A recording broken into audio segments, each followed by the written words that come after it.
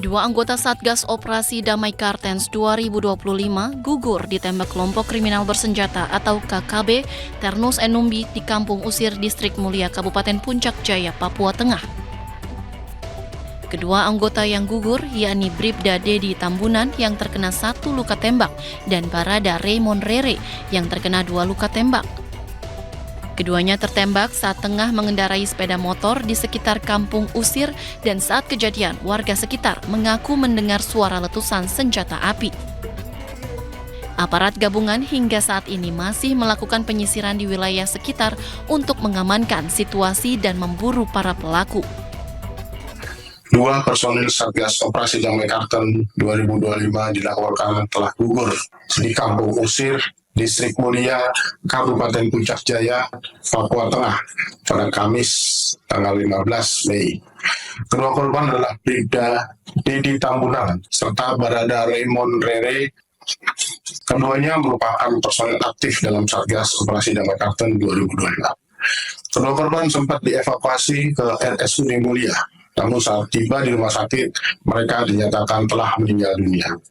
Aparat gabungan hingga kini masih melakukan penyisiran di wilayah sekitar guna mengamankan situasi dan mengejar para pelaku. Pasca kejadian, kepolisian juga mengimbau kepada masyarakat Puncak Jaya untuk tetap tenang, tidak mudah terprovokasi, serta mendukung upaya penegakan hukum yang dilakukan aparat. Dari Timika, Papua Tengah, Nathan Making, iNews melaporkan.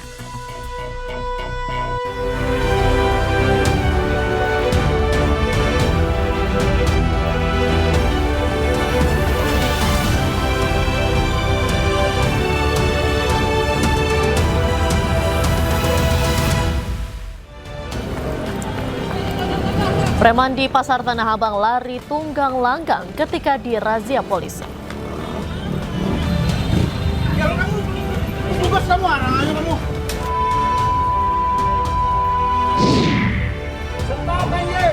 TNI Angkatan Laut amankan 705 kg sabu dan 1, ton kokain di perairan Kepulauan Riau.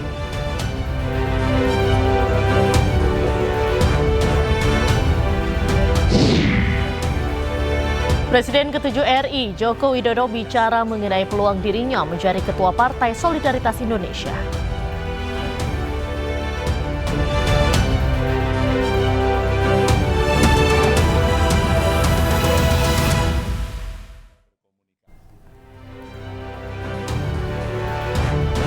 Halo, selamat sore pemirsa. Demikian tadi berita pilihan iNews Sore bersama saya, Diandra Mukti. Kita awali iNews Sore hari ini dengan informasi. Pensiunan dosen Fakultas Kehutanan Kasmujo yang sebelumnya diduga kuat merupakan pembimbing skripsi Jokowi justru membantah hal tersebut.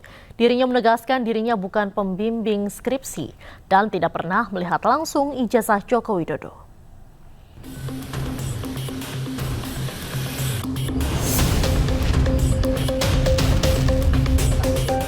Pensiunan dosen Fakultas Kehutanan Universitas Gadjah Mada, Kasmujo, menegaskan dirinya bukan pembimbing skripsi Jokowi dan tidak pernah langsung melihat ijazah tersebut sehingga tidak bisa memberi komentar soal asli atau tidaknya.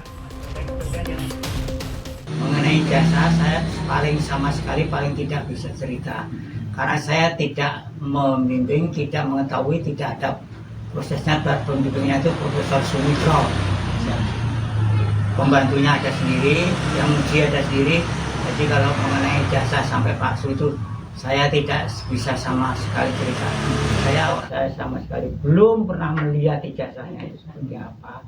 Dan saya mau cerita apa kalau belum pernah sama. Tapi kalau Sebelumnya Kasmujo menyatakan tidak siap menyikapi gugatan yang malah dituduhkan kepadanya terkait ijazah Presiden ke-7 RI Joko Widodo.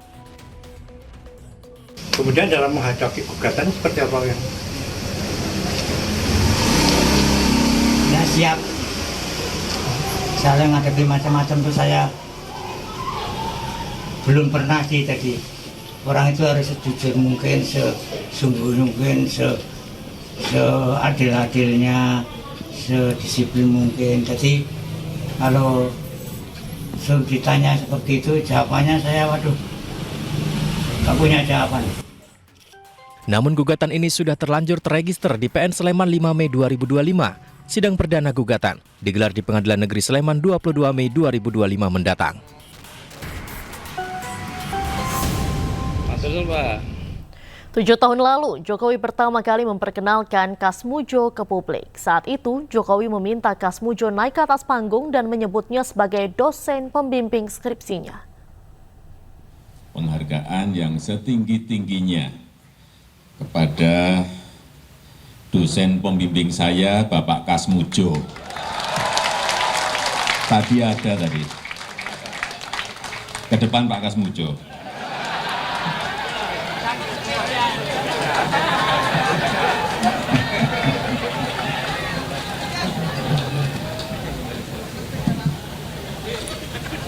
Beliau itu dulu waktu membimbing saya, seingat saya galak sekali.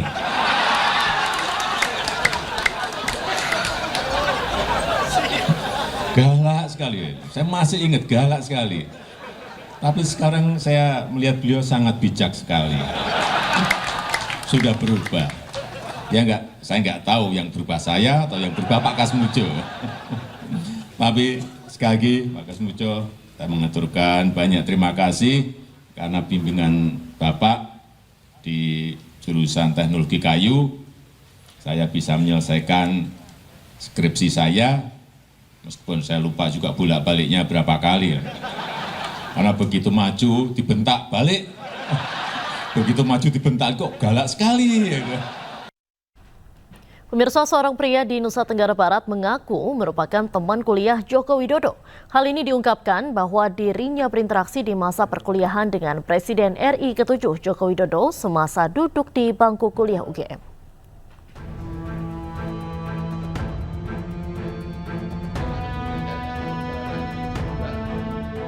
Seorang pria bernama Andi Pramaria mengaku menjadi teman kuliah dari Presiden RI ke-7 Joko Widodo. Pria yang merupakan pejabat Widya Suara di kantor Balatkop UKM Provinsi NTB ini menceritakan bahwa dirinya siap menjadi saksi sejarah atas perkuliahan Joko Widodo. Bukti berupa ijazah dan foto pun ditunjukkan oleh Andi. Tapi wisudanya barengan ya Mas? Ya, wisuda bareng ya. Tadi fotonya sudah saya kirim kan. Oke, siap. Sudah barengan ya. Jadi ada, kalau misalnya ada pengumuman penerimaannya juga saya ada. Penerimaan dulu itu namanya itu apa ya, proyek perintis ya. Proyek perintis 1. Ya. Nah itu salah satunya itu adalah UGM ya. Nah di situ kemudian di Fakultas Kehutanan itu yang sebenarnya yang diterima itu ada 94. Tapi yang melakukan pendaftaran ulang itu hanya 88 orang. 88 orang. Dari 88 orang itu salah satunya Pak Joko Widodo. Dirinya menegaskan mengenal sosok Jokowi karena merupakan teman satu angkatan di Universitas Gadjah Mada atau UGM. Meskipun demikian, Andi tidak mau terseret dalam persoalan hukum dugaan ijazah palsu Jokowi. Saat ini keabsahan ijazah Joko Widodo sedang diuji di pengadilan. Menurut pelapor, ada beberapa komponen ijazah S1 Presiden ke-7 ini yang diragukan keasliannya. Dari Mataram, Nusa Tenggara Barat, Hari Kasidi, iNews melaporkan. Partai Golkar merespon pernyataan Presiden ke-5 Megawati Soekarnoputri yang menyinggung soal ijazah Presiden ke-7 Joko Widodo. Wakil Ketua Umum Partai Golkar, Idrus Marham, mengatakan hal tersebut tidak perlu dibesar-besarkan.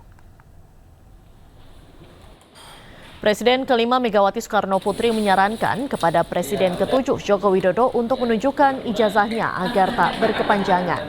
Merespon hal ini, Wakil Ketua Umum Partai Golkar Idrus Marham mengatakan bahwa terkait ijazah Presiden ke-7 Joko Widodo dapat diselesaikan secara baik. Idrus menilai masalah tersebut tak perlu dibesarkan seakan-akan masalah nasional. Dirinya menyebut yang terpenting saat ini ialah melakukan penataan sistem politik dan sistem ketatanegaraan.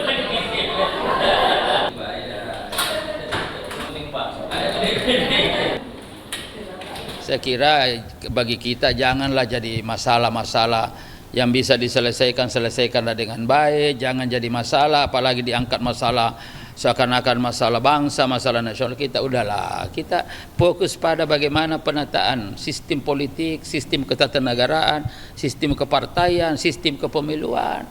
Nah dari situlah kita akan melahirkan ya kader-kader bangsa yang diproyeksikan akan memimpin bangsa ini ke depan.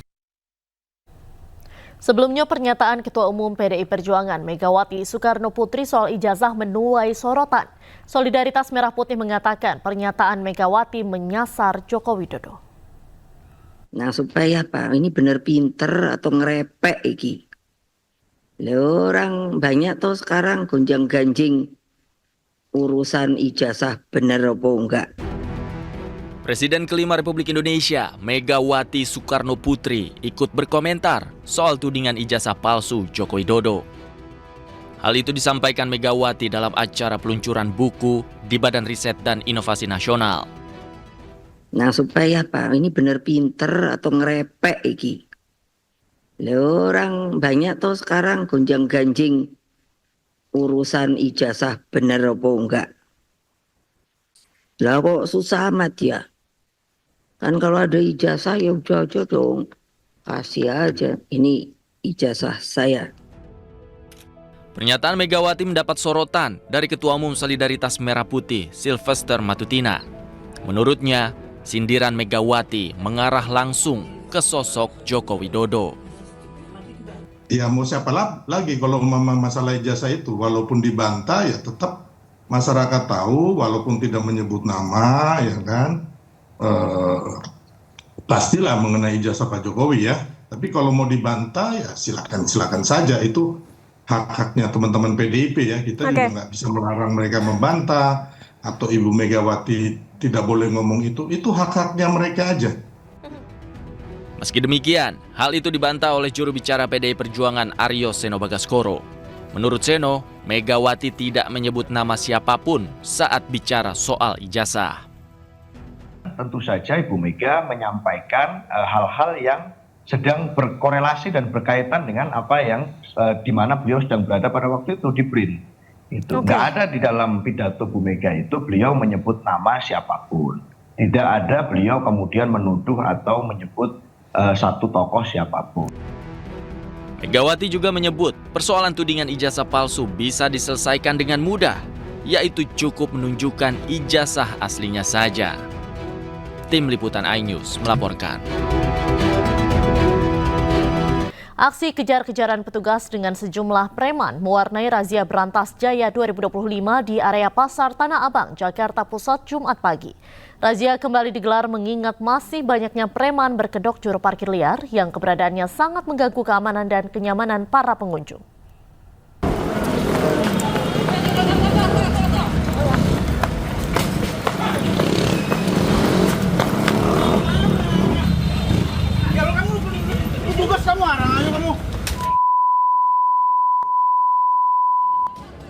Sejumlah anggota polisi harus mengejar seorang preman yang kabur saat akan dirazia di putaran Jalan Pasar Blok A, Tanah Abang, Jakarta Pusat, Jumat pagi.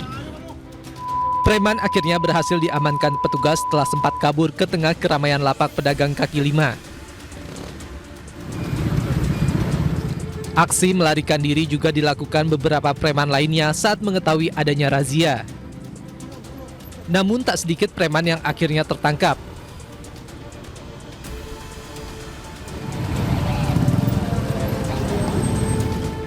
Razia Berantas Jaya 2025 kembali digelar petugas Reskrim Polsek Metro Tanah Abang, mengingat masih maraknya preman berkedok juru parkir liar yang berkeliaran di area Pasar Tanah Abang.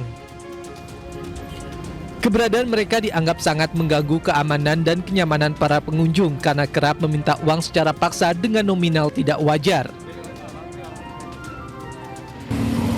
Tadi minta berapa? Mobil box? Pak. Hah? 500 perak. Berapa? 500. 500 perak? Iya. 500 perak apa 50.000? Wah, nggak pernah, Pak. Hah?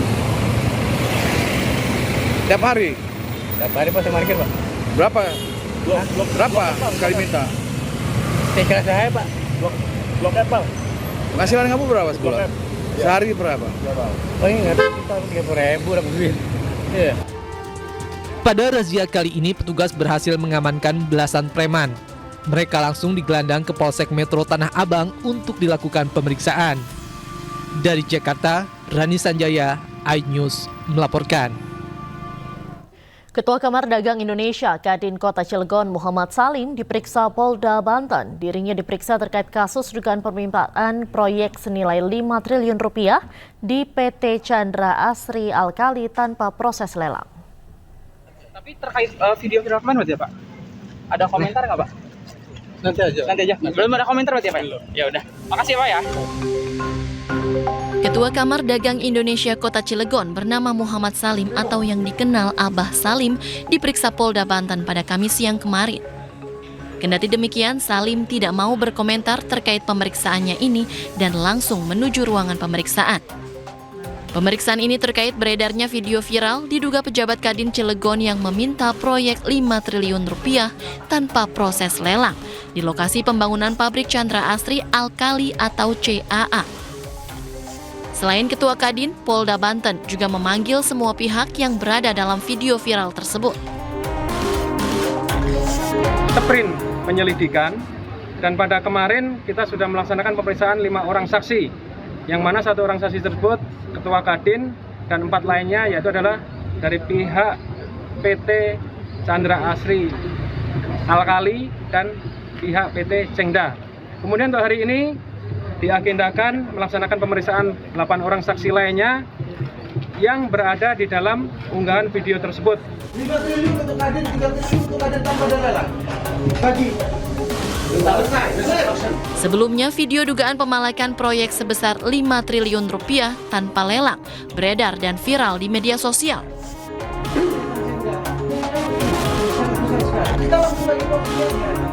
Dalam video, sejumlah pihak yang diduga berasal dari Kadin Kota Cilegon. Dari Serang, Banten, Mahesa Apriandi, iNews melaporkan.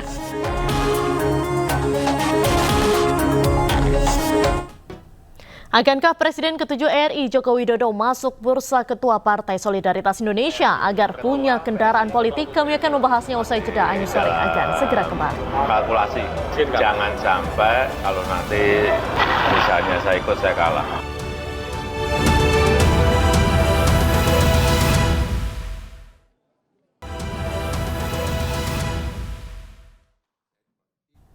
Anda kembali di Anyus Sore bersama saya Diandra Mukni. Pemirsa, Presiden ke-7 RI Joko Widodo bicara mengenai peluang dirinya menjadi Ketua Partai Solidaritas Indonesia atau PSI. Dirinya masih memperhitungkan peluang kemenangan jika mendaftar maju sebagai kandidat Ketua Umum PSI. Ketua PSI. Ketua Umum PSI, Pak. Iya, masih dalam kalkulasi. Jangan sampai kalau nanti misalnya saya ikut saya kalah.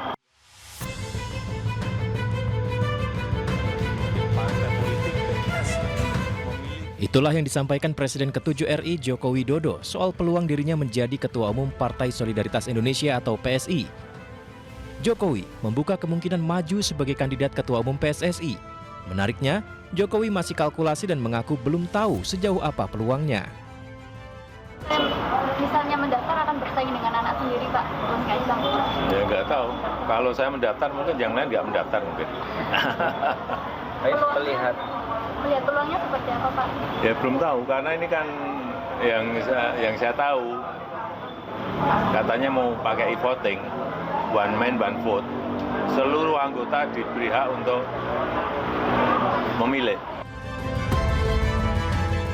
Diketahui Kongres PSI dijadwalkan akan berlangsung di Solo, Jawa Tengah pada 19 Juli 2025 mendatang dengan agenda utama pemilihan Ketua Umum baru. Tim Liputan iNews melaporkan. Lantas benarkah Jokowi akan kembali terjun ke dunia politik? Untuk membahasnya kita akan langsung bergabung dengan juru bicara DPP PSI, Beni Papa, dan Direktur Eksekutif Parameter Politik Indonesia, Adi Praitno. Selamat sore Mas Beni dan Mas Adi. Selamat sore Mbak Debra. Baik, saya akan ke Mas Beni dulu. Mas Beni, di PSI sendiri ini sudah mencuat ada beberapa nama. Kita kan dengar-dengarnya ada Kaisang dan Jokowi, benar nggak nih Mas? Iya, jadi setelah kita buka pendaftaran memang komunikasi politik itu kan akhirnya sudah berjalan sampai hari ini. Bahkan kalau kita lihat berita tadi sore teman-teman di PW Jogja itu sudah menyampaikan statementnya ke publik bahwa teman-teman Jogja akan mengusung Pak Jokowi sebagai calon ketua umum. Tapi apakah nanti kemudian itu akan terrealisasi lewat pendaftaran, kan kita tunggu juga dari sikap Pak Jokowi.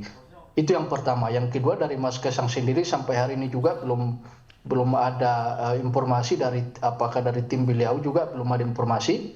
Tapi Mbak Diandra, kita akan tunggu karena waktu kita ini kan baru berjalan 3-4 hari, masih panjang waktunya, dan kita tunggu siapapun yang mendaftar sebagai calon ketua umum PSI, kita membuka karpet selebar-lebarnya sebagai penghargaan kita kepada para tokoh-tokoh tersebut yang ingin membangun partai PSI. Berarti sejauh ini belum ada yang mendaftar ya Mas Beni?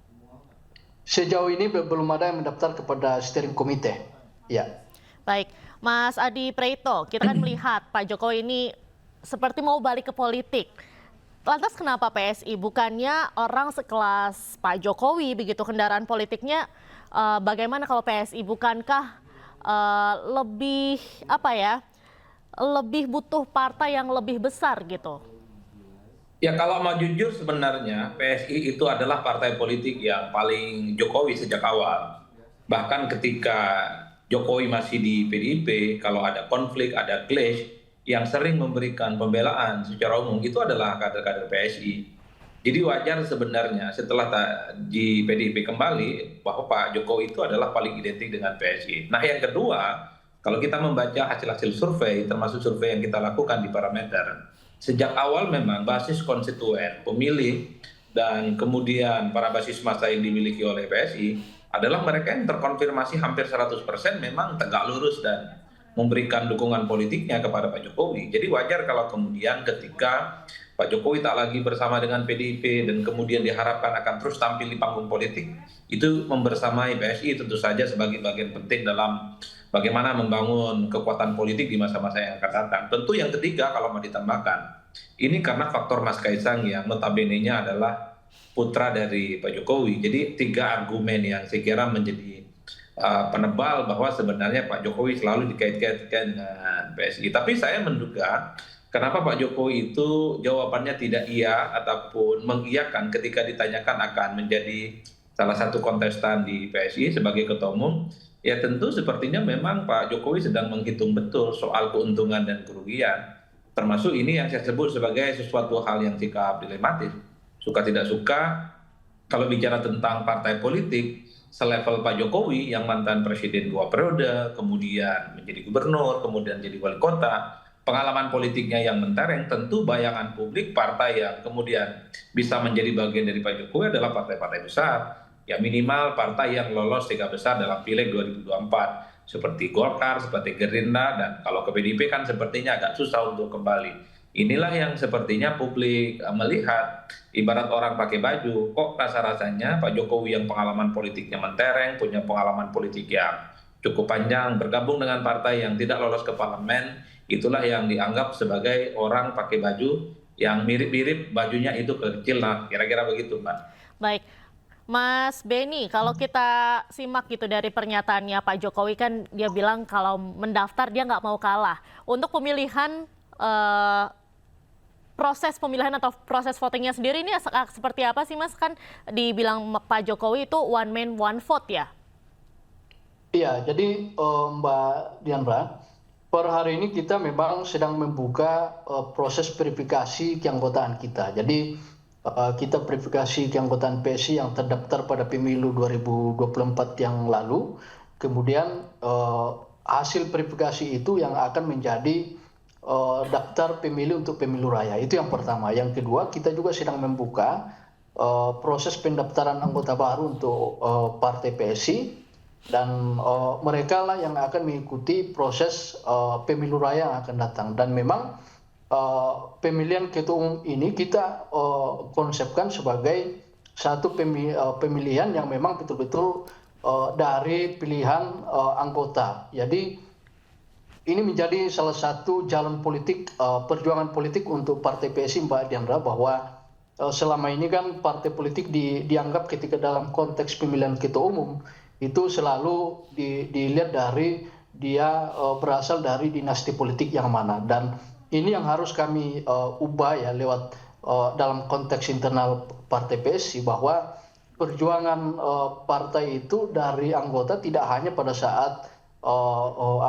pemilu ataupun pileg, tapi perjuangan yang juga semestinya dilakukan oleh anggota itu juga pada saat penentuan kebijakan-kebijakan strategis ataupun keputusan-keputusan strategis dalam internal partai. Dan kami melihat bahwa pemilihan ketua umum adalah salah satu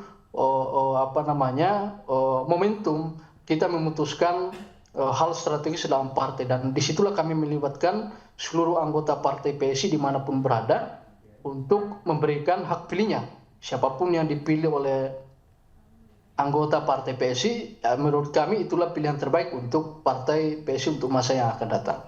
Baik, Mas Beni, Mas Adi Pray, kita tahan dulu sebentar. Saya jadi penasaran lagi untuk kembali menyimak pernyataan Presiden ke-7 RI Joko Widodo, di mana ia bicara mengenai peluang dirinya menjadi Ketua Partai Solidaritas Indonesia. Kita lihat bersama cuplikan berikut. Ada yang mendoakan, ada ingin Bapak jadi Ketua PSI, Pak. Ketua PSI. Ketua Umum PSI, Pak. Iya, masih dalam kalkulasi. Jangan sampai kalau nanti misalnya saya ikut saya kalah. Tapi sudah mendaftar, Bapak? Belum, kan masih panjang sampai Juni. Saya ingat saya masih Juni. Nanti kalau misalnya mendaftar akan bersaing dengan anak sendiri, Pak, Mas Kaisang? Ya nggak tahu. Kalau saya mendaftar mungkin yang lain nggak mendaftar mungkin. Melihat peluangnya seperti apa, Pak? Ya belum tahu, karena ini kan yang saya tahu katanya mau pakai e-voting, one man one vote. Seluruh anggota diberi hak untuk memilih. Yang sulit di situ. Menanggapi ada partai yang mau menerapkan sistem itu gimana, Pak? Ya bagus, saya kira ini kan era digital ini kalau misalnya pemilihan ketua dengan e-voting melibatkan seluruh anggota, artinya ada kepemilikan terhadap partai itu betul-betul di seluruh anggota. Saya kira bagus. Mas Beni, tadi kalau kita menyimak pernyataan dari Pak Jokowi ini kan beliau masih mengkalkulasi. Nah, ini tuh untuk menang jadi ketua umum atau untuk maju sebagai ketua umum dari PSI? Iya, jadi saya kira memang konsep satu anggota satu suara ini kan juga sesuatu yang susah diprediksi, karena memang kepemilikan hak suara kan akhirnya menyebar di seluruh anggota kita, bukan hanya dalam struktur partai yang ada. Jadi hampir tidak bisa diukur, hanya memang pada tanggal 10 Juli nanti kami akan umumkan daftar pemilih tetap. Jadi di situ juga akan menjadi tolak ukur siapa yang akan meraih mayoritas suara di daftar pemilih tetap, itulah yang akan menjadi ketua umum PSI yang akan datang. Tapi dalam konteks Pak Jokowi, saya kira figur Pak Jokowi ini kan kalau kita bawa dalam internal Partai PSI, beliau ini kan sejak dulu sudah identik dengan Partai PSI, Mbak Diana. Jadi ketika Pak Jokowi kemudian meniatkan diri untuk maju sebagai calon ketua umum, saya kira ini yang akan disambut meriah oleh seluruh anggota Partai PSI, karena ini adalah kerinduan besar untuk anggota-anggota kita di Partai PSI gitu. Baik, Mas Adi Pray, tanggapannya seperti apa? Ya, bagi saya soal Pak Jokowi apakah ke PSI ataukah tidak, semua sangat tergantung Pak Jokowi. Saya termasuk yang hakul yakin kalau memang Pak Jokowi menjadi salah satu kontestan ketua PSI, ya saya kira memang nyaris tanpa lawan tanding. Sekalipun sistem pemilihannya itu adalah one man one vote. Ini tentu didasarkan atas argumen bahwa Pak Jokowi itu menang di Solo, menang di Jakarta, dan menang presiden 2 periode. Artinya kalau dalam konteks pilpres dan pilkada sudah menang, apalagi untuk urusan pemilihan di internal PSI untuk menentukan ketua umum partai, kan itu logika sederhana sebenarnya. Nah yang kedua, memang jangan-jangan betul apa yang disampaikan oleh Pak Jokowi. Kalau Pak Jokowi mendaftar, nyaris tak ada satupun kader PSI yang kemudian akan berani berhadap-hadapan dan head to head dalam pemilihan nanti. Mungkin sudah keok duluan melihat nama besar Pak Jokowi yang cukup menjulang dan memiliki nama besar. Termasuk misalnya harus kita akui bahwa sebenarnya kiblat politik PSI sampai detik ini ya Pak Jokowi. Makanya dulu memang saya pernah ya mendengar ada istilah yang sering disebut oleh kader-kader PSI yang disebut dengan istilah Jokowisme. Itu kan mengamplifikasi bagaimana nilai-nilai perjuangan termasuk common platform, visi misi yang dalam banyak hal dimiliki oleh kawan-kawan PSI adalah terinspirasi dari sosok Jokowi. Bahkan kalau mau jujur sebenarnya ketika bicara tentang partai TBK atau super TBK, itu kan kawan-kawan PSI juga mengamini dan itu yang kemudian sepertinya ingin diwujudkan dalam pemilihan ketua umum PSI yang akan dilaksanakan bulan Juli kalau tidak salah. Jadi one man one vote itu adalah penjelasan bagaimana partai politik itu menjadi terbuka, yang memilih ketua umum itu bukan hanya perwakilan pengurus di level wilayah, kabupaten ataupun provinsi, tapi dipilih langsung oleh basis konstituen kader-kader PSI, di mana mereka punya kesempatan yang sama untuk menentukan kira-kira siapa yang akan menjadi ketua umum mereka. Baik. Itulah yang saya sebutkan, one man one vote itu kalau mau jujur Mbak, adalah buah tafsir dan implementasi dari kader-kader PSI yang kemudian ingin mewujudkan bagaimana pikiran dan cita-cita PSI itu adalah segaris dan satu perjuangan dengan Pak Jokowi. Saya kira di situ konteksnya. Makanya saya sebut semua sangat tergantung Pak Jokowi. Baik. Dan bahkan harus diakui per hari ini satu-satunya partai paling Jokowi ya PSI, tak ada yang lain. Kan betul ya Bang Benny ya? Baik, terima kasih. Baik, terima kasih Mas Benny Papa dan Mas Adi Praetno sudah bergabung bersama iNews sore hari ini. Salam sehat selalu. Terima kasih Mbak. Terima kasih. Terima kasih. Gubernur Sumatera Utara Bobi Nasution curhat soal Sumatera Utara menjadi juara kasus narkoba di hadapan Wakil Presiden Gibran Raka Buming Raka. Informasi selengkapnya kami hadirkan di iNews Sore. Tetaplah bersama kami.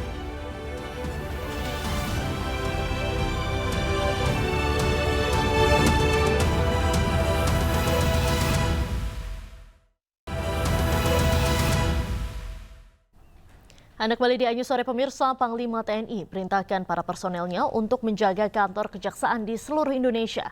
Namun sejumlah pihak menilai mandat tersebut dianggap menyalahi regulasi.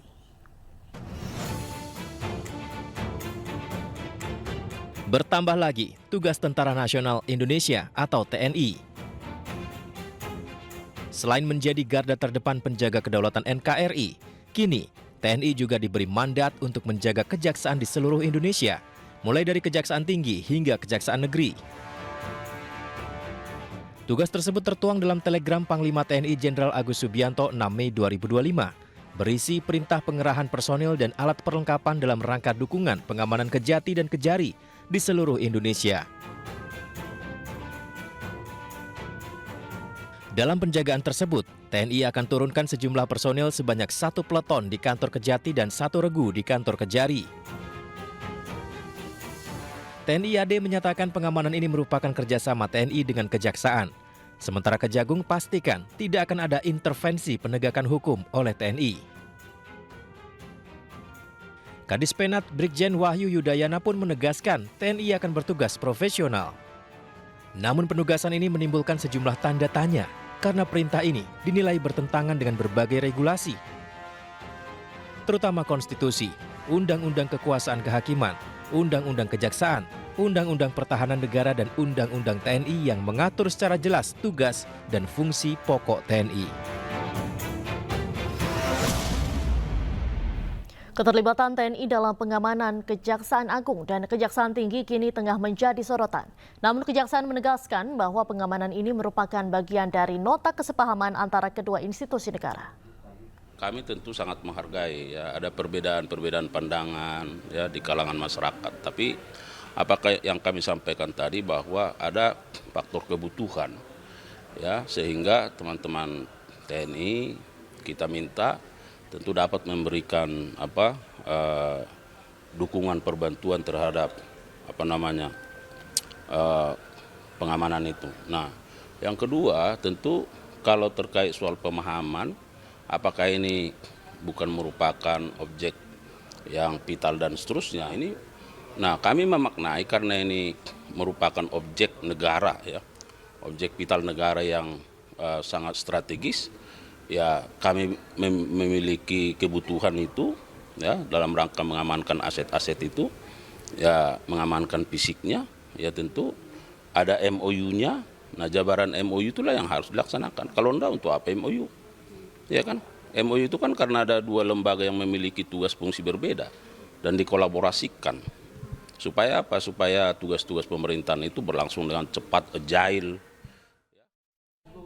Sementara itu, Koalisi Masyarakat Sipil menilai kehadiran TNI di ruang sipil menyalahi aturan dan konstitusi. Tidak ada urgensi ancaman di ruang sipil yang mengharuskan pengerahan anggota TNI di sektor sipil. Nah, ketika kita melihat ada MOU, kemudian dilaksanakan ya, dengan penempatan pasukan di kantor-kantor kejaksaan, ini jelas sekali secara pengaturan di konstitusi itu bertentangan. Kenapa? Karena di konstitusi yang merupakan hasil perubahan mandat TAP MPR sebelumnya, nomor 7 tahun 2000 tentang pemisahan TNI Polri, itu konsisten. TAP MPR 7, kemudian Undang-Undang 105, pasal 30 misalnya, ayat 3, ayat 4, kemudian dilanjutkan dengan Undang-Undang Pertahanan 3 2002, Undang-Undang TNI 34 2004, dan terakhir Undang-Undang TNI revisi 3 2025, itu menempatkan definisi semuanya, baik tentara maupun tentara kelembagaan, itu fokusnya urusan pertahanan. Pertahanan ada nambah sih. Gubernur Sumatera Utara Bobi Nasution curhat mengenai Sumatera Utara menjadi juara kasus narkoba di hadapan Wakil Presiden Gibran Rakabuming Raka. Menanggapi curhatan Bobi, Gibran menyarankan agar Bobi mengikuti jejak Gubernur Jawa Barat Deddy Mulyadi dalam membina anak muda bermasalah.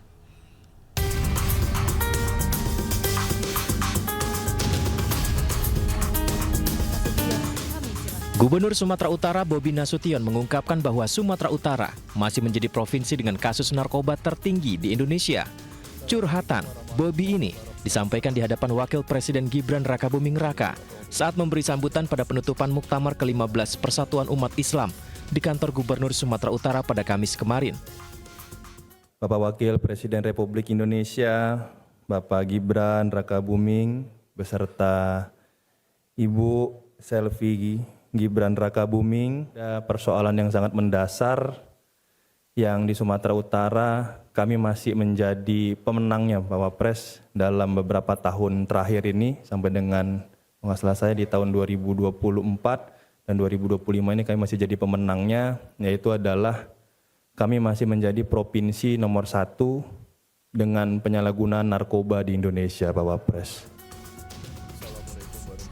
Menanggapi curhatan Bobi ini, Wakil Presiden Gibran Rakabuming Raka menyarankan agar Gubernur Sumatera Utara bisa mengikuti jejak Gubernur Jawa Barat Deddy Mulyadi dalam membina anak-anak muda bermasalah. Namun Gibran menyebut bukan dikirim ke barak militer, melainkan ke pondok pesantren. Ya, tadi Pak Gubernur mengeluh masalah narkoba. Ini PUI bisa digandeng ini Pak Gubernur.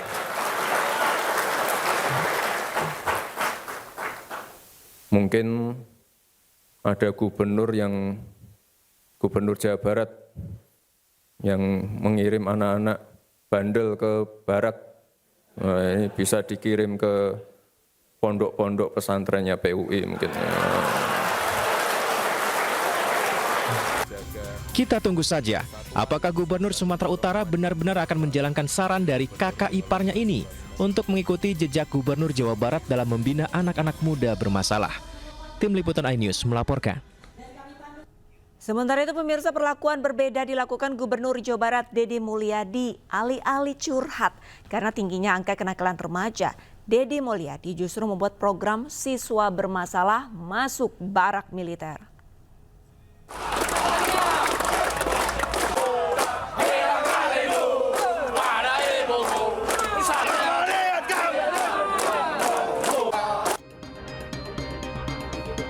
Delapan pelajar tingkat SMP sederajat mengikuti pembinaan karakter gelombang pertama untuk dilatih kedisiplinan oleh TNI di Resimen Armet 1 Purwakarta, Jawa Barat yang dimulai pada awal bulan Mei lalu. Untuk program ini, pemerintah Provinsi Jawa Barat melibatkan TNI dan Polri. Bahkan 30 hingga 40 barak ruang makan dan ruang belajar disiapkan untuk mendukung keberhasilan program ini. Sejumlah materi pembinaan juga akan diberikan dengan berkolaborasi dengan berbagai unsur. Gubernur Jawa Barat Deddy Mulyadi meyakini pendidikan militer untuk memperbaiki fenomena kenakalan remaja sudah memiliki payung hukum sendiri. Hal ini karena anak-anak tersebut diserahkan langsung oleh orang tuanya yang sudah tak sanggup memberikan pendidikan di rumah. Mengarah pada tindakan-tindakan kriminal dan orang tuanya tidak punya kesanggupan untuk mendidik. Artinya bahwa yang diserahkan itu adalah siswa yang oleh orang tuanya di rumahnya sudah tidak mampu lagi untuk mendidik. Jadi kalau orang tuanya tidak menyerahkan, kita tidak akan menerima.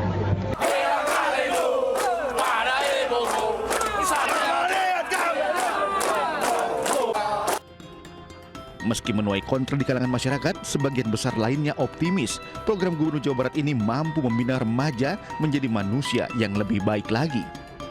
Dari Purwakarta, Jawa Barat, Tim Liputan iNews melaporkan. TNI Angkatan Laut menggagalkan penyelundupan narkoba lebih dari 1 ton di perairan Selat Durian, Kepulauan Riau. Narkoba dibawa oleh kapal asing berbendera Thailand dan petugas pun mengamankan 5 awak kapal berkewarganegaraan asing. Jangan di depan, jangan dari depan. Kata. Oke, langsung. Langsung senjata siap siaga. Sebuah kapal berbendera Thailand berusaha menyeberangi perairan Selat Durian, Riau secara ilegal. Tim patroli TNI Angkatan Laut yang mencurigai kapal tersebut langsung menghentikan dan di dalamnya terdapat 5 awak, di mana 1 orang memiliki kewarganegaraan Thailand dan 4 lainnya berkewarganegaraan Myanmar. Barang bawaan yang mereka berusaha selundupkan adalah narkoba jenis sabu dan kokain. 705 sabu-sabu, 705 kilo sabu-sabu, 1,2 ton kokain. 1,2 ton. Penangkapan kapal narkoba ini berawal dari kecurigaan petugas yang mendapatkan kapal ikan tetapi tidak memiliki alat penangkap ikan. Dokumen kapal pun tidak dilengkapi dengan izin pelayaran yang sah. Kini kapal dan seluruh ABK serta barang bukti diamankan di Dermaga Lanal, Tanjung Balai, Karimun untuk proses pemeriksaan dan hukum lebih lanjut. Dari Kepulauan Riau, Gustianosa iNews melaporkan. Ketua Kamar Dagang Indonesia Kadin Kota Cilegon Muhammad Salim diperiksa Polda Banten. Dirinya diperiksa terkait kasus dugaan permintaan proyek senilai 5 triliun rupiah di PT Chandra Asri Alkali tanpa proses lelang. Tapi terkait video viral kemarin berarti ya Pak? Ada komentar nggak Pak? Nanti aja. Belum ada komentar berarti ya Pak? Ya udah. Makasih Pak ya. Ketua Kamar Dagang Indonesia Kota Cilegon bernama Muhammad Salim atau yang dikenal Abah Salim diperiksa Polda Banten pada Kamis siang kemarin. Kendati demikian, Salim tidak mau berkomentar terkait pemeriksaannya ini dan langsung menuju ruangan pemeriksaan. Pemeriksaan ini terkait beredarnya video viral diduga pejabat Kadin Cilegon yang meminta proyek 5 triliun rupiah tanpa proses lelang di lokasi pembangunan pabrik Chandra Asri Alkali atau CAA. Selain Ketua Kadin, Polda Banten juga memanggil semua pihak yang berada dalam video viral tersebut. Sprint penyelidikan dan pada kemarin kita sudah melaksanakan pemeriksaan 5 orang saksi, yang mana 1 orang saksi tersebut Ketua Kadin dan 4 lainnya yaitu adalah dari pihak PT Chandra Asri Alkali dan pihak PT Cengda. Kemudian untuk hari ini diagendakan melaksanakan pemeriksaan 8 orang saksi lainnya yang berada di dalam unggahan video tersebut. 5 triliun untuk Kadin, 3 triliun untuk Kadin tanpa lelang. Bagi. Sebelumnya, video dugaan pemalakan proyek sebesar 5 triliun rupiah tanpa lelang beredar dan viral di media sosial.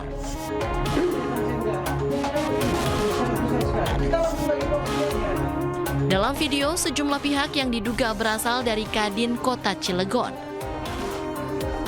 Dari Serang, Banten, Mahesa Apriandi, iNews melaporkan. Presiden ke-7 Republik Indonesia Joko Widodo menemui dosen pembimbing akademiknya di Fakultas Kehutanan Universitas Gadjah Mada Kasmujo. Pertemuan berlangsung di kediaman Kasmujo di Sleman, Yogyakarta.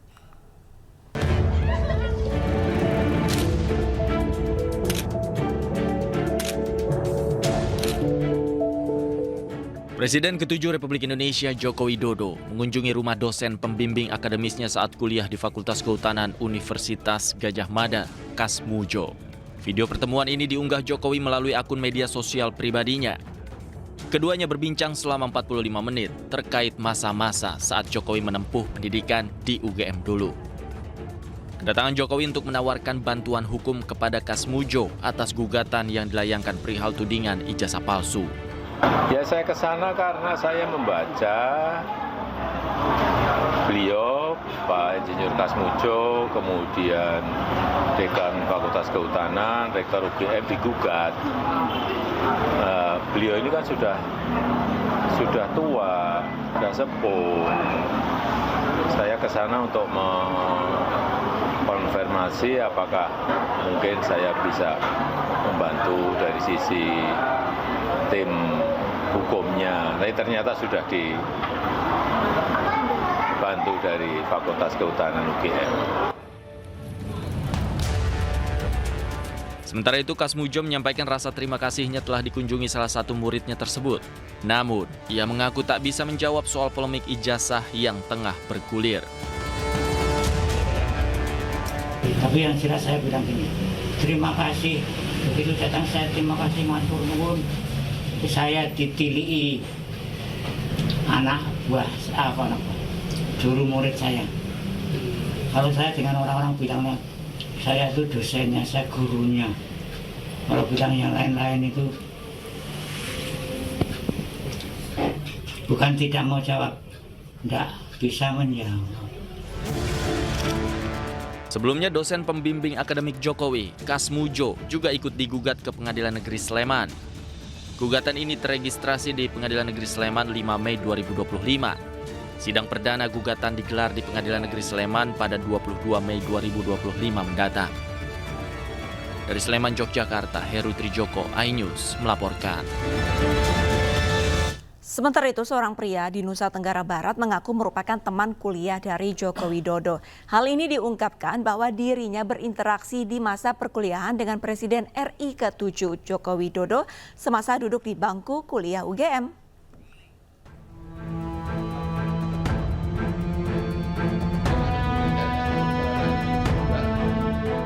Seorang pria bernama Andi Pramaria mengaku menjadi teman kuliah dari Presiden RI ke-7 Joko Widodo.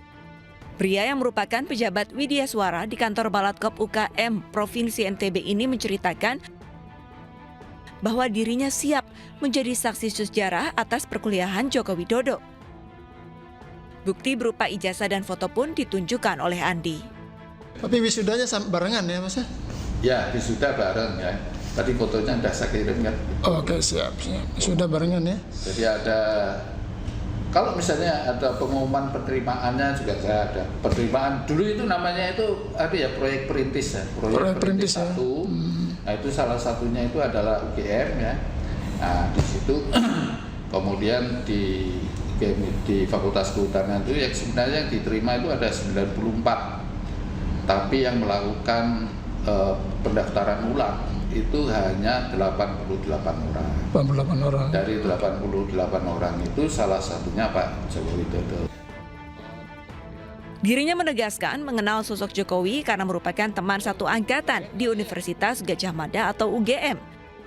Meskipun demikian, Andi tidak mau terseret dalam persoalan hukum dugaan ijazah palsu Jokowi. Saat ini keabsahan ijazah Joko Widodo sedang diuji di pengadilan. Menurut pelapor, ada beberapa komponen ijazah S1 Presiden ke-7 ini yang diragukan keasliannya. Dari Mataram, Nusa Tenggara Barat, Hari Kasidi, iNews melaporkan. Kader Partai Solidaritas Indonesia atau PSI, Dian Sandi Utama dilaporkan ke Bareskrim Polri seusai mengunggah foto ijazah Presiden Joko Widodo melalui akun X miliknya pada 1 April 2025. Dian dipolisikan atas dugaan menyebarkan dokumen milik orang lain tanpa izin.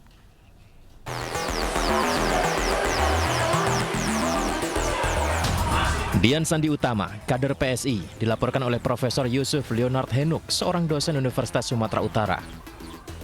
Dian Sandi Utama dilaporkan dengan dugaan pelanggaran tentang informasi dan transaksi elektronik ITE karena mengunggah foto ijazah Presiden Joko Widodo melalui akun X miliknya pada 1 April 2025.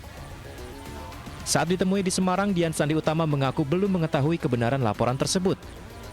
Namun sebelum mengunggah foto ijazah Jokowi, ia telah melakukan riset dan didasari niat baik untuk meluruskan asumsi liar di publik terkait isu ijazah Jokowi.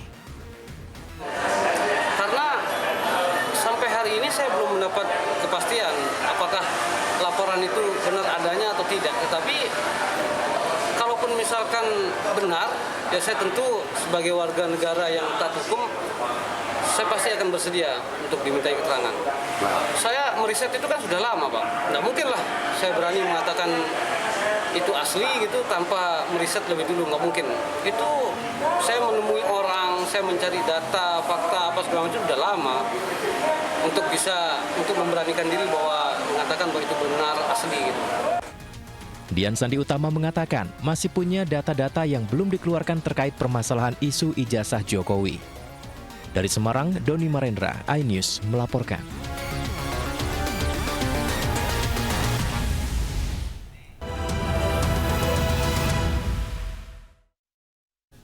Ketua Umum PDI Perjuangan Megawati Soekarnoputri mengumpulkan kepala daerah dari partainya di Sekolah Partai Lenteng Agung, Jakarta Selatan.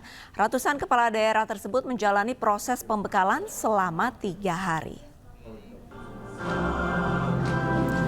Megawati hadir pada pembukaan acara tersebut. Sejumlah elit PDI Perjuangan juga terlihat hadir, yaitu Ketua DPP Jarod Saiful Hidayat, Ganjar Pranowo hingga Komarudin Watubun.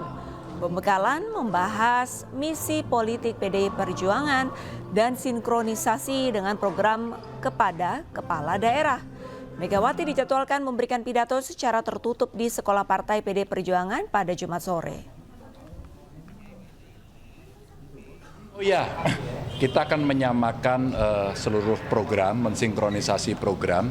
Karena dalam ADRT kita menang itu artinya melayani masyarakat, mensejahterakan masyarakat. Tapi karena programnya beda-beda dan partai juga punya program yang sifatnya kerakyatan yang sudah pernah didorong, bagaimana penurunan angka kemiskinan, bagaimana mengurangi stunting, bagaimana menjaga kesehatan ibu anak. Ini contoh-contoh aja, termasuk kalau kita bicara ketahanan pangan, tanaman pangan pendamping padi. Ini kita sampaikan kepada kawan-kawan, termasuk pesan-pesan yang mesti dibawa oleh seluruh kepala daerah. Karena sebagian dari kepala daerah kan masih baru ya, maka mereka mesti ada komitmen satu, nilai-nilai ideologis, ya, platform partai, program yang sudah mereka siapkan pada saat kampanye, tapi juga misi politik partai yang mesti dibawa, yang saya katakan tadi, bagaimana mensejahterakan rakyat, bagaimana pemerintahan itu mesti bersih, melayani, gitu ya. Ini yang hari ini coba kita sinkronkan, termasuk tentu problem-problem yang mereka akan hadapi. Panglima TNI memerintahkan para personilnya menjaga kantor kejaksaan di seluruh Indonesia. Namun sejumlah pihak menilai mandat ini dianggap menyalahi regulasi.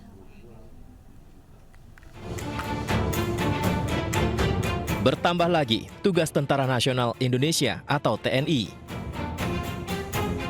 Selain menjadi garda terdepan penjaga kedaulatan NKRI, kini TNI juga diberi mandat untuk menjaga kejaksaan di seluruh Indonesia, mulai dari Kejaksaan Tinggi hingga Kejaksaan Negeri. Tugas tersebut tertuang dalam telegram Panglima TNI Jenderal Agus Subianto 6 Mei 2025, berisi perintah pengerahan personil dan alat perlengkapan dalam rangka dukungan pengamanan Kejati dan Kejari di seluruh Indonesia. Dalam penjagaan tersebut, TNI akan turunkan sejumlah personil sebanyak 1 peleton di kantor Kejati dan 1 regu di kantor Kejari. TNI AD menyatakan pengamanan ini merupakan kerjasama TNI dengan Kejaksaan. Sementara Kejagung pastikan tidak akan ada intervensi penegakan hukum oleh TNI. Kadis Penat Brigjen Wahyu Yudayana pun menegaskan TNI akan bertugas profesional. Namun penugasan ini menimbulkan sejumlah tanda tanya karena perintah ini dinilai bertentangan dengan berbagai regulasi, terutama konstitusi, Undang-Undang Kekuasaan Kehakiman, Undang-Undang Kejaksaan, Undang-Undang Pertahanan Negara dan Undang-Undang TNI yang mengatur secara jelas tugas dan fungsi pokok TNI. Keterlibatan TNI dalam pengamanan Kejaksaan Agung dan Kejaksaan Tinggi kini tengah menjadi sorotan. Namun Kejaksaan menegaskan bahwa pengamanan ini merupakan bagian dari nota kesepahaman antara dua institusi negara. Kami tentu sangat menghargai ya ada perbedaan pandangan ya di kalangan masyarakat. Tapi apakah yang kami sampaikan tadi bahwa ada faktor kebutuhan ya sehingga teman-teman TNI kita minta tentu dapat memberikan dukungan perbantuan terhadap pengamanan itu. Nah, yang kedua tentu kalau terkait soal pemahaman apakah ini bukan merupakan objek yang vital dan seterusnya ini. Nah, kami memaknai karena ini merupakan objek negara ya, objek vital negara yang sangat strategis. Ya kami memiliki kebutuhan itu ya dalam rangka mengamankan aset-aset itu ya mengamankan fisiknya ya tentu ada MOU-nya. Nah jabaran MOU itulah yang harus dilaksanakan. Kalau enggak untuk apa MOU? Ya kan? MOU itu kan karena ada dua lembaga yang memiliki tugas fungsi berbeda dan dikolaborasikan.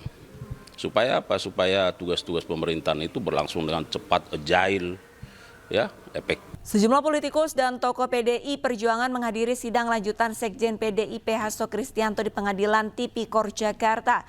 Beberapa di antara yang hadir adalah mantan Gubernur Jawa Tengah Ganjar Pranowo, Pandana Baban hingga TB Hasanuddin.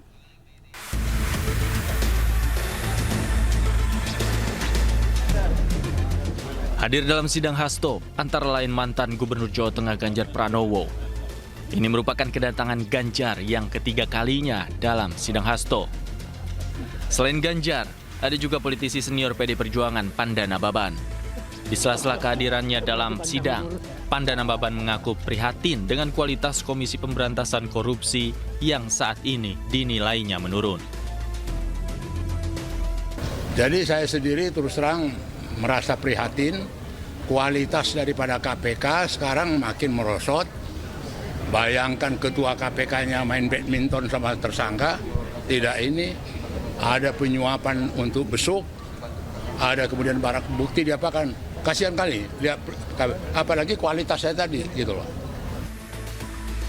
Selain para tokoh PD Perjuangan, sejumlah anggota DPR dari fraksi PD Perjuangan juga turut hadir. Antara lain anggota Komisi 1 TB Hasanuddin, anggota Komisi 3 Komjen Muhammad Nurdin, anggota Komisi 6 Darmadi Durianto. Hadir juga tokoh PDI Perjuangan lainnya, yakni Ketua DPC PDI Perjuangan Kota Solo, Franciscus Saverius Hadi Rudiatmoko, Ferdinand Hutahean, Ripka Ciptaning, serta mantan Menteri Lingkungan Hidup Sony Keraf. Dari Jakarta, tim Liputan iNews melaporkan. Sejumlah calon jemaah haji lansia asal Kabupaten Bulukumba, Sulawesi Selatan tersesat ketika ingin menuju ke hotel maupun masjid. Beruntung ada sesama jemaah Indonesia yang segera melaporkannya kepada petugas haji. Bukan, enggak, hotelnya di sana. Hotelnya di sana, Pak. Jauh. Bapak ini dari Kabupaten Bulukumba, Sulawesi Selatan, Indonesia. Pak, ayo saya anterin, Pak. Jangan, Pak. Jauh ke sana, itu Jabal Uhud, itu udah Jabal Uhud. Haramnya itu di sana. Ayo, Pak. Saya anterin ke hotel. Saya anterin ke hotel. Enggak apa-apa, ayo saya anterin. Kesasar, Pak, jauh. Ayo mana Ibu Rija. Ayo saya anterin, Pak. Nanti kan di mana? Calon jemaah haji ini bernama Tama, berusia 87 tahun. Usai kembali dari Masjid Nabawi, Tama terus berjalan untuk mencari hotelnya. Calon jemaah haji asal Kabupaten Bulukumba, Sulawesi Selatan ini enggan ditolong petugas karena diduga keterbatasan bahasa. Beruntung petugas haji dapat menemukan dirinya usai 3 jam pencarian meskipun dalam kondisi kelelahan. Tama pun segera dibawa kembali ke hotelnya. Jamaah dari Bulukumba tersasar. Ada 4 jamaah. Saya akan anterin ke hotelnya. Hal yang sama dialami juga oleh 4 calon jemaah haji Bulukumba yang tergabung dalam kloter 14 Embarkasi Makassar. Mereka ditemukan oleh petugas haji dari embarkasi lain dan langsung diarahkan kembali ke tempat mereka menginap. Meskipun lokasi hotel yang dekat dari masjid, namun banyaknya pintu keluar membuat para calon jemaah haji kerap tersesat. Banyak yang langsung berbondong-bondong ke Masjidil Haram karena memang jaraknya dekat. Memang di sini butuh kewaspadaan jamaah dan petugas.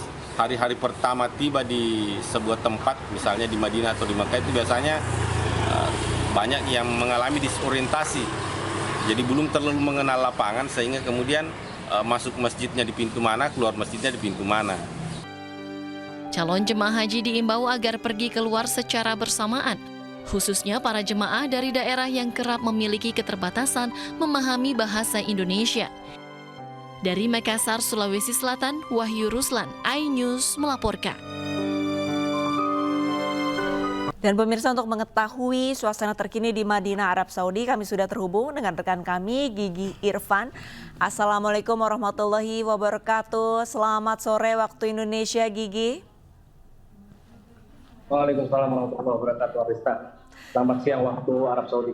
Gigi, seperti apa perkembangan pelaksanaan ibadah haji di Madinah hari ini? Ya, Arista dan pemirsa, kedatangan jamaah calon haji masih terus berlangsung. Jemaah calon haji khusus pun mulai berdatangan di Bandara Amir Muhammad bin Abdul Aziz, Madinah, Arab Saudi. Dari data hari ini sudah ada 101.000 jemaah yang tiba di Bandara Madinah. Diketahui tahun ini Indonesia mendapatkan kuota sebanyak 17.000 jemaah haji khusus dari pemerintah Arab Saudi. Seluruh kuota tersebut dikelola oleh penyelenggara ibadah haji khusus yang telah memiliki izin resmi. Haji khusus menjadi alternatif bagi jemaah yang ingin berhaji tanpa menunggu antrian panjang seperti pada haji reguler. Arista dan pemerintah, seperti yang diketahui, penyelenggaraan haji khusus akan berlangsung lebih singkat, yaitu antara 25 hingga 30 hari. Selain itu masih masa tunggunya pun lebih singkat, yaitu antara 3 hingga 7 tahun. Dan ini pastinya membuat biaya yang harus dibayarkan juga lebih mahal hingga 7 kali lipat dari haji reguler. Lebih lanjut, pemerintah mengimbau kepada masyarakat agar dapat memilih PIHK yang legal dan mematuhi semua regulasi yang telah ditetapkan. Kementerian Agama juga memastikan akan terus melakukan pengawasan terhadap penyelenggaraan haji khusus. Alisa dan pemirsa, terpantau suhu di Madinah pada siang ini bisa mencapai 39 hingga 40 derajat Celcius.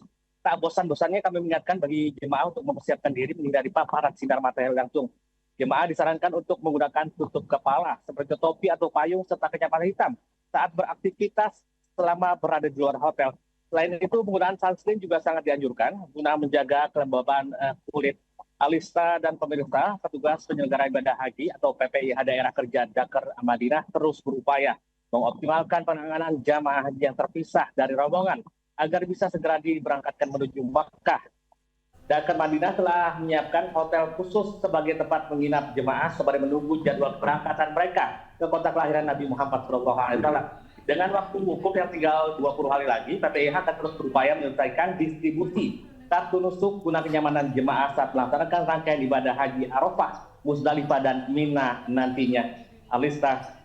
Baik, terima kasih banyak Gigi Irfan atas laporannya. Tetap jaga kesehatan dan semoga ibadahnya lancar-lancar. Wassalamualaikum warahmatullahi wabarakatuh. Bersama jemaah calon haji Indonesia dilarang melakukan city tour dengan meninggalkan Mekah, Arab Saudi. Himbauan ini dilakukan karena Arab Saudi tengah memperketat administrasi masuk kota Mekah jelang puncak ibadah haji.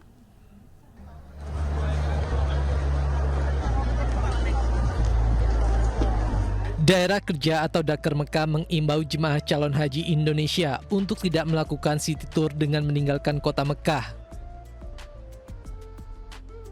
Imbauan ini dilontarkan karena otoritas Arab Saudi tengah memperketat administrasi masuk kota Mekah jelang puncak ibadah haji 2025. Jemaah juga diimbau agar selalu membawa kartu nusuk.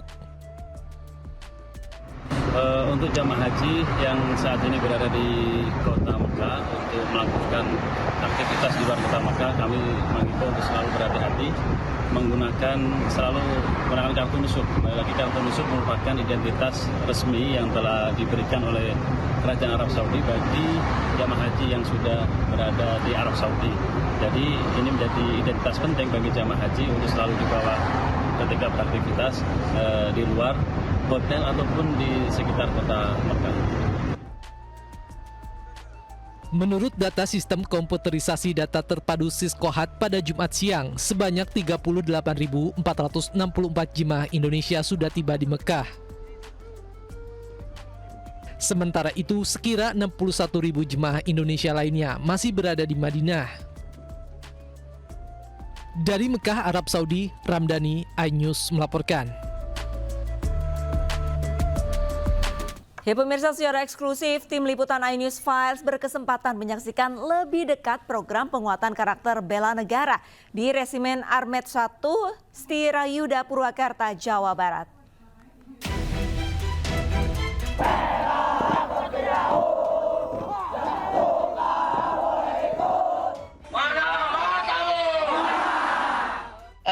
Kami khawatir bahwa ini akan terjadi problematika.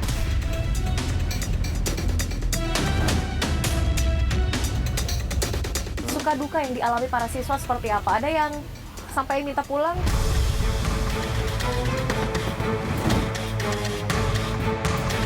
Jangan sampai pendidikan karakter ini ada embel-embel stigma, anak bermasalah, anak nakal. Harus dilatih, harus? Siap, harus. Harus, karena jalannya masih ngenyot, ada pernya, masih begini-begini.